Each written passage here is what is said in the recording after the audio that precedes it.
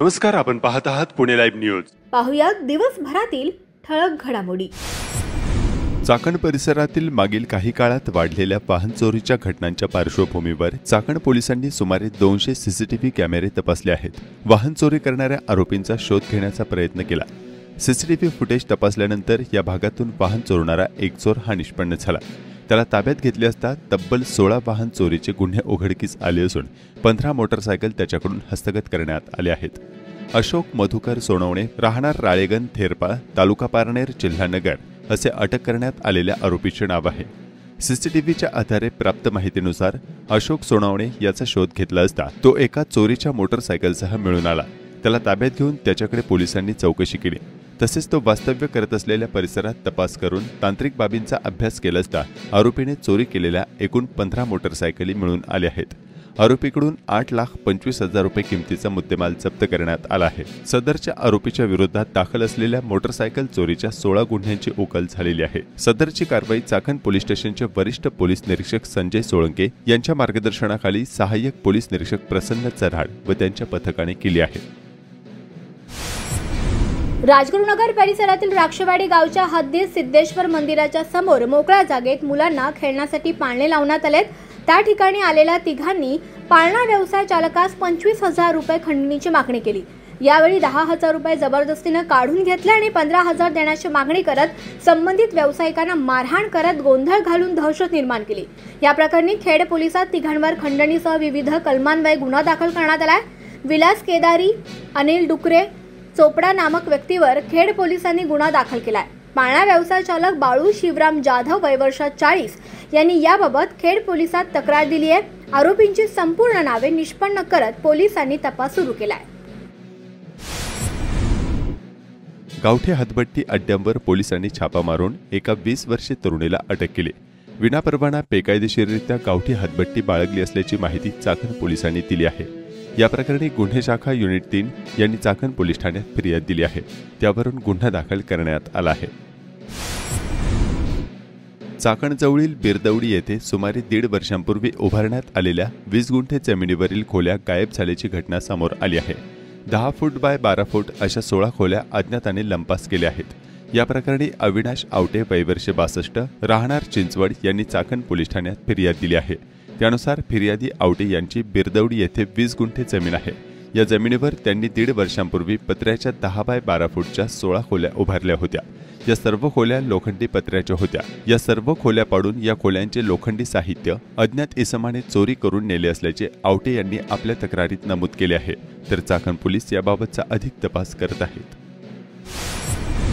वाहतूक व्यवस्था सुरळीत करण्यासाठी हिंजवडीसह चाकण परिसरात अतिक्रमणे काढून तातडीने तेथील रस्त्यांची कामे करा। त्या दृष्टीने संबंधित यंत्रणांनी समन्वयातून वाहतूक कोंडी टाळण्यासाठी अपेक्षित प्रमाणात रस्त्यांचे रुंदीकरण करून रस्ते विकसित करण्याच्या दृष्टीने पावले उचलावीत असे आदेश उपमुख्यमंत्री अजित पवार यांनी दिले। पुणे महानगर प्रदेश विकास प्राधिकरणाच्या आकुर्डी येथील मुख्यालयात शुक्रवारी त्यांनी चाकण भागातील वाहतूक कोंडी दूर करण्याच्या अनुषंगाने पाहणी केल्यानंतर आढावा बैठक घेतली। यावेळी ते बोलत होते। या बैठकीला विधानसभा उपाध्यक्ष अण्णा बनसोडे, आमदार बाबाजी काळे, आमदार शंकर मांडेकर, विभागीय आयुक्त डॉक्टर चंद्रकांत पुलकुंडवार, पीएमआरडीएचे आयुक्त डॉक्टर योगेश म्हसे, अतिरिक्त महानगर आयुक्त दीपक सिंगला, जिल्हाधिकारी जितेंद्र डुडे, जिल्हा परिषदेचे मुख्य कार्यकारी अधिकारी गजानन पाटील यांच्यासह विविध विभागांचे वरिष्ठ अधिकारी उपस्थित होते। अजित पवार यांनी शुक्रवारी सकाळीच चाकणसह एमआयडीसी भागातील नागरी समस्या आणि वाहतूक कोंडीच्या अनुषंगाने पाहणी केली। या दरम्यान त्यांनी संबंधित अधिकाऱ्यांकडून आवश्यक त्या उपाययोजनांबाबत माहिती जाणून घेतली। यात त्यांनी भारत माता चौक मोशी, समृद्धी पेट्रोल पंप, सॅनी कंपनी नाणेकरवाडी, बंगला वस्ती मेदनकरवाडी, रासे फाटा, चाकण चौक, अंबेठाण चौक, चाकण चौक ते कडाचीवाडी, Kharabwadi, Mahalunge police station, MIDC रस्ता आदी भागात पाहणी करून आवश्यक त्या उपाययोजना करण्याचे निर्देश दिले आहेत। चाकण एमआयडीसीसह परिसरातील खराब रस्ते आणि वाहतूक कोंडीमुळे व्यावसायिक, कामगार आणि वाहनधारकांना अनेक अडचणी येतात। या भागात अतिक्रमणधारकांची संख्या अधिक असल्याने वाहतूक कोंडीची समस्याही कायम आहे। अतिक्रमण काढल्यानंतर त्या ठिकाणी रस्ते विकसित झाले नाही तर पुन्हा अतिक्रमण वाढते। त्यामुळे प्रशासकीय यंत्रणांनी समन्वयातून अतिक्रमण काढल्यानंतर तातडीने रस्ते विकसित करण्याच्या दृष्टीने पाठपुरावा करण्याचे निर्देश पालकमंत्र्यांनी बैठकीत दिले। चाकणसह परिसरात येणाऱ्या अवजड वाहनांची संख्या अधिक असल्याने वाहतूक कोंडी होते। त्यामुळे अशा वाहनांवर ठराविक वेळेची बंधने घालत एमआयडीसी भागात ट्रॅक टर्मिनल सुरू करण्यावर भर देत वाहतूक व्यवस्था सुरळीत करण्यासाठी आरटीओ यांच्यासह पोलीस यंत्रणेने संयुक्तपणे नियोजन करणे अपेक्षित आहे। यासह कचऱ्याची समस्या निकाली काढत या भागातील अतिक्रमणे तातडीने काढावीत। रस्ते विकसित करताना जर कोणी चुकीची भूमिका घेत असेल तर त्यांच्यावर नियमानुसार गुन्हे दाखल करण्याचे निर्देश अजित पवार यांनी दिले। यावेळी पीएमआरडीएचे महानगर आयुक्त डॉक्टर योगेश म्हसे यांनी चाकण परिसरातील वाहतूक कोंडी कशी सोडवता येईल या संदर्भात उपाययोजनांची माहिती, त्याचे कालबद्ध टप्पे आणि मास्टर प्लॅनचे सादरीकरण केले। त्यामुळे आता पुढील काळात चाकणमधील महामार्ग आणि औद्योगिक भागात वाहतुकीला अडथळा ठरणारी सर्व अतिक्रमणे निष्कासित होणार असल्याचे स्पष्ट झाले आहे। दरम्यान चाकणमधील वाहतूक कोंडीचा प्रश्न सोडविण्यासाठी चाकणमध्ये 4 पदरी उड्डाणपुलास मंजुरी दिली होती।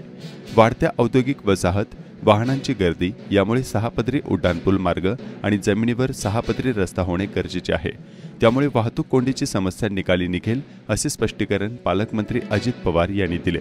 यावेळी आंबेठाण चौकात वाहतूक कोंडी सोडविण्यासाठी कोणते नवीन मार्ग आहेत आणि कोणते नव्याने करता येतील याबाबत संबंधित अधिकाऱ्यांना त्यांनी सूचना केल्या आहेत। पुणे जिल्ह्याचे पालकमंत्री अजित पवार यांनी शुक्रवारी 8 ऑगस्ट 2025 रोजी सकाळी चाकण चौकातील वाहतुकीची पाहणी केली। यानंतर बोलताना त्यांनी ठिकठिकाणची वाहतूक कोंडी कमी करण्यासाठी व या भागाच्या विकासाला चालना देण्यासाठी पुणे जिल्ह्यात 3 महापालिका कराव्या लागतील असे वक्तव्य केले होते। त्यांच्या या वक्तव्यावर आता मुख्यमंत्री देवेंद्र फडणवीस यांनी भाष्य केले। त्यांनी अजित पवार यांचा दावा फेटाळून लावला। नव्याने फक्त एकच महापालिकेची गरज असल्याचे त्यांनी नमूद केले।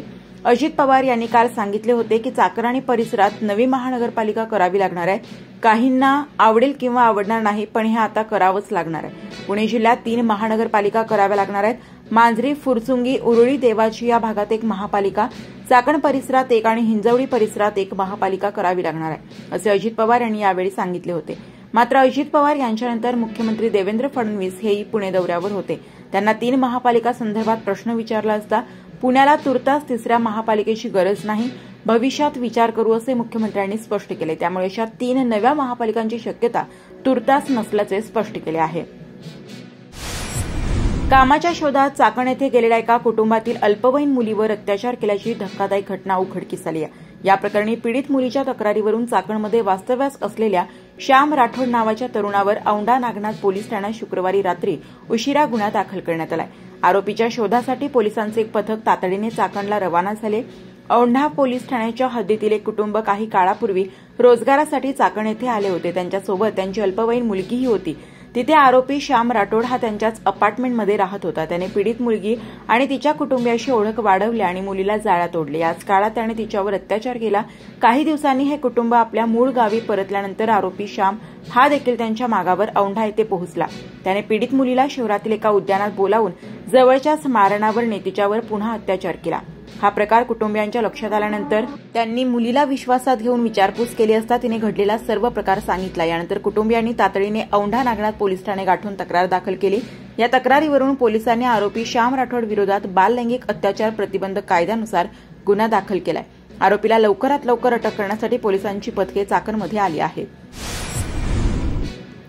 पिंपरी चिंचवड शहराची वाढणारी लोकसंख्या पाहता निगडीतील भक्ती शक्ती चौक ते किवळे, मुकाई चौक, वाकड, हिंजवडी मेट्रो स्टेशन, पिंपळे सौदागर ते चाकणपर्यंत मेट्रो रेल्वे प्रकल्प करण्याची अतिशय आवश्यकता आहे। त्यामुळे या मार्गाचा सविस्तर प्रकल्प अहवाल म्हणजे डीपीआर तयार करण्याचे काम तातडीने हाती घ्यावे।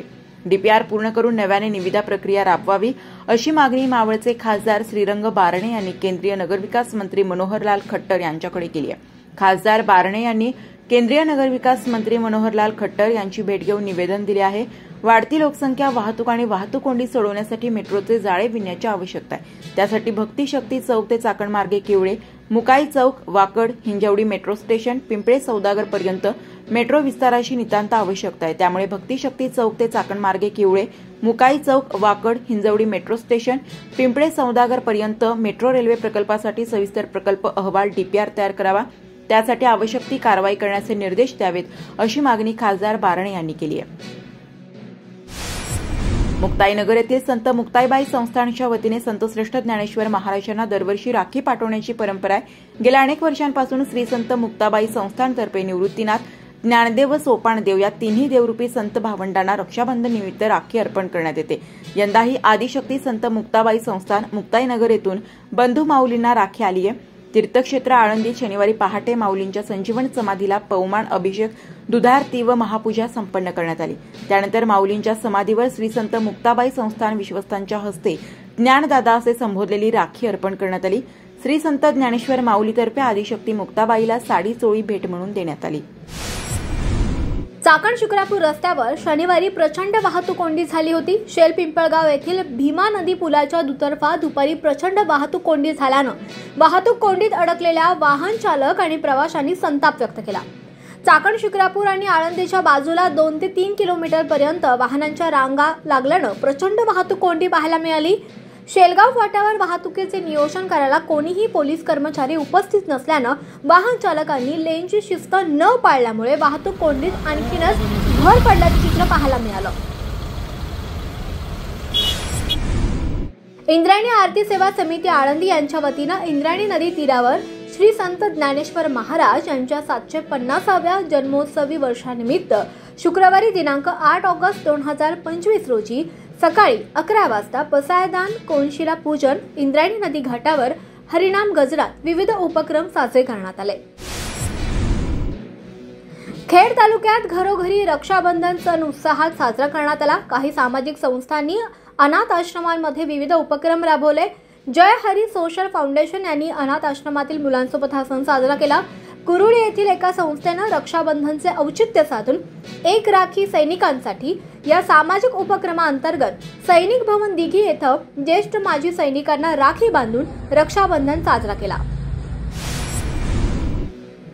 खेड तालुक्यातील कोरेगाव बुद्रुकच्या उपसरपंच सारिका गोगावले यांनी रक्षाबंधन सणाच्या निमित्तानं कोरेगाव आणि पंचक्रोशीतील 15 गावांमध्ये तसेच या भागातील मुंबईमध्ये कामानिमित्त स्थायिक असणाऱ्या अशा एकूण 5000 कुटुंबांमध्ये स्वतः आणि कुटुंबातील माणसे पाठवून राखी पाठवत 5000 कुटुंबाशी बंधुत्वाचे नाते जोडत रक्षाबंधनचा सण साजरा केलाय। चाकण औद्योगिक क्षेत्रातील निघोजे येथील MIDC फायर स्टेशन येथे अनोखा रक्षाबंधन सण साजरा करण्यात आला। नाथ महाराज युवा प्रतिष्ठान महान गाव निघोजे यांच्या संकल्पनेतून 2013 पासून आजपर्यंत अखंडितपणे दरवर्षी येथे रक्षाबंधनचा कार्यक्रम साजरा केला जातो। याही वर्षी सकाळी 10 वाजता निघोजे ग्रामस्थ आणि महिला भगिनींच्या शुभ हस्ते रक्षाबंधनाचा कार्यक्रम संपन्न झाला। यावेळी प्रफुल्ल दिदी, विद्या दिदी, आदर्श सरपंच कांचन शिंदे आणि प्रथम महिला लोकनियुक्त सरपंच सुनीता कैलास येळवंडे आदींसह महिला भगिनी मोठ्या संख्येने उपस्थित होत्या। खेड तालुक्यातील खरोशी येथे जागतिक आदिवासी दिनाचे औचित्य साधत जागतिक आदिवासी दिन नुकताच साजरा करण्यात आला। ग्रामपंचायत कार्यालय खरोशी आणि जिल्हा परिषद प्राथमिक शाळा खरोशी, शेरेवाडी, धारेवाडी येथे आदिवासी बिरसा ब्रिगेड सह्याद्री शाखा खरोशी यांच्या वतीनं आदिवासी समाजाचे आद्य क्रांतिकारक धरती आबा बिरसा मुंडा, राघोजी भांगरे, डॉक्टर बाबासाहेब आंबेडकर यांच्या प्रतिमेचं पूजन करून आदिवासी दिनानिमित्त विविध उपक्रम राबवण्यात आले।